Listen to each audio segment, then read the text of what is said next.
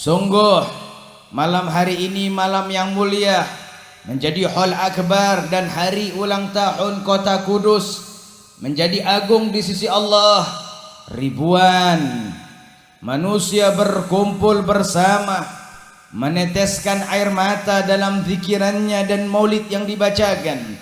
Hati yang bergetar bersambung kepada Allah dengan Nabi Muhammad. Berkumpul kita dalam perkumpulan yang mulia semacam ini sebuah tanda kita golongan orang-orang yang berharap selamat di dunia dan di akhirat. Hadirin, namun bersamaan dengan itu kita hidup di akhir zaman. Kita hidup di akhir zaman. Sungguh fitnah akhir zaman dan fitnah penduduk akhir zaman amat sangat dahsyat menghampas kehidupan kita. Dan sungguh Nabi Muhammad telah memberikan informasi kepada kita. Di antara fitnah akhir zaman adalah ditemukannya orang-orang yang mengingkari syariatnya Allah Subhanahu wa ta'ala. Di antara fitnah-fitnah akhir zaman ditemukan orang-orang yang menjadi pemecah belah hingga umat Islam terpecah belah. Dan di akhir zaman ditemukan orang-orang yang tidak kuat mengembang ujian dalam kehidupan dunia hingga memilih untuk bunuh diri. Dan di fitnah akhir zaman Rasulullah pun menegaskan akan banyak muncul ar-harraj, pembunuhan terjadi di tengah masyarakat umat manusia. Lalu di antara fitnah akhir zaman akan muncul kebodohan yang menyebar di tengah umat manusia, di tengah umat Islam, hingga pada puncak fitnah akhir zaman muncul dan tampaknya Dajjal. Hadirin dan hadirat kaum muslimin dan muslimat jamaah rahimakumullah, bagaimana cara kita menyikapi dengan fitnah akhir zaman ini? Baik kita sebagai hamba Allah, ataukah kita sebagai umat Nabi Muhammad, ataukah kita sebagai masyarakat penduduk negeri yang kita cintai Indonesia ini. Alhamdulillah, Kiai Haji Ahmad Asrar Al-Ishaqi telah memberikan kepada kita jalannya, kumpul bersama, membangun jiwa kita untuk memiliki rasa takut kepada Allah Subhanahu wa ta'ala.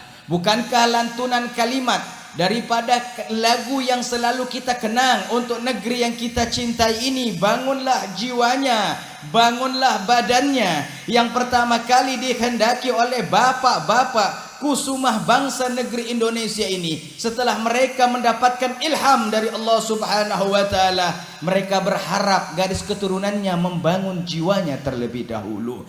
Maka di tempat majelis semacam inilah jiwa kita dibangun. Yang pertama, hadirin, untuk selamat di alam dunia ini, khususnya fitnah akhir zaman, perbesar rasa takut kita kepada Allah Subhanahu wa ta'ala. Perbesar rasa takut kita kepada Allah. Dan sungguh ini sahibul magam, sahibul majlis, Kiai Ahmad Asrar Al-Ishaqi sudah menampakkan bagaimana beliau memiliki rasa takut kepada Allah Subhanahu wa ta'ala. Bagaimana duduknya, bagaimana sujudnya, bagaimana rukuknya, bagaimana muamalahnya, bagaimana tutur katanya. Bukan hanya tutur katanya yang menampakkan akhlak, bukan hanya tutur katanya menampakkan adab, bukan hanya sikapnya menampakkan sopan santun dan etika, namun ada terselubung di dalamnya. Akhlak itu muncul, adab itu keluar karena rasa takutnya kepada Allah Subhanahu wa ta'ala. Hadirin, saat ini akhir zaman, seakan-akan orang-orang menampakkan perbuatannya dan sikapnya seakan-akan tidak memiliki rasa takut kepada Allah Subhanahu wa ta'ala. Padahal dari manusia yang pertama sampai manusia yang termulia mendidik kita untuk memiliki rasa takut kepada Allah Subhanahu wa ta'ala. Apapun jadi diri kita, apapun kedudukan sosial kita, hanya rasa takut kepada Allah yang menyelamatkan kita. Bukankah Allah sudah berwahyu dalam Al-Quran, wa amma man khafa maqama rabbih jannatan. Allah Subhanahu wa ta'ala menyatakan, adapun orang-orang yang memiliki rasa takut kepada Allah, baginya dua surga. ulama ahli tafsir ketika mentafsirkan ini ayat dua surga, di surga yang dimaksud adalah surga akhirat, mereka boleh memilih surga mana yang mereka mau. Ada lagi ulama yang mengatakan dua surga adalah surga di dunia dan surga di alam akhirat. Hadirin, orang-orang yang mencicipi nikmatnya dunia ini, yang tidak ada gelisah, tidak ada bimbang, tidak ada rasa takut, tidak ada rasa khawatir, mereka yang menghantarkan rasa takutnya kepada Allah Subhanahu wa taala.